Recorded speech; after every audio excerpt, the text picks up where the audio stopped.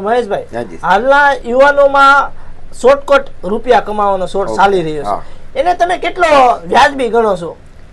સાહેબ, આજનો યુવાન છે ને, એક તો સ્માર્ટ વર્ક, બીજું શોર્ટકટ તમે જે કીધું એ.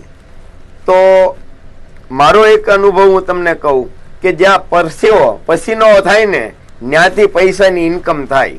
બાકી શોર્ટકટ માટે તો ઘણા બધા આવ્યા અને ઘણા બધા વૈયા ગયા. પણ આજના યુવાનોને એક તો સ્માર્ટ વર્ક કરવું છે અને શોર્ટકટ રૂપિયા કમાવશે. સાહેબ, આ બધું નહીં થઈ શકે. એક તો તમારે હાર્ડવર્ક અને સ્માર્ટ વર્ક બેયનું સંયોજન હશે ને તો એક તમે બિઝનેસમેન બની શકશો. બાકી ખાલી સ્માર્ટ વર્ક કરવાથી તમે બિઝનેસમેન નથી બની શકતા. બિઝનેસમેન બનવા માટે મહેનત હંમેશા જરૂરી છે.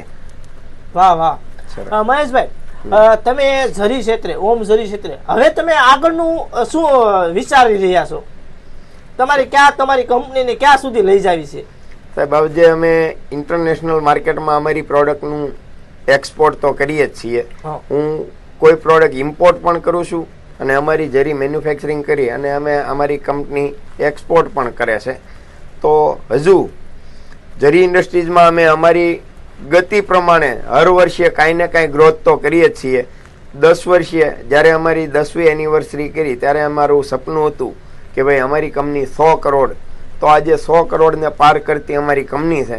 અને હજી જેમ જેમ આગળ વધ્યું તો એમ વધારેમાં વધારે સમાજ માટે કે આ ઇન્ડસ્ટ્રીઝ માટે કાંઈ ને કંઈ આપવા માટે અમને પ્રેરણા બહારથી મળે એવી ભગવાનને પ્રાર્થના કરું.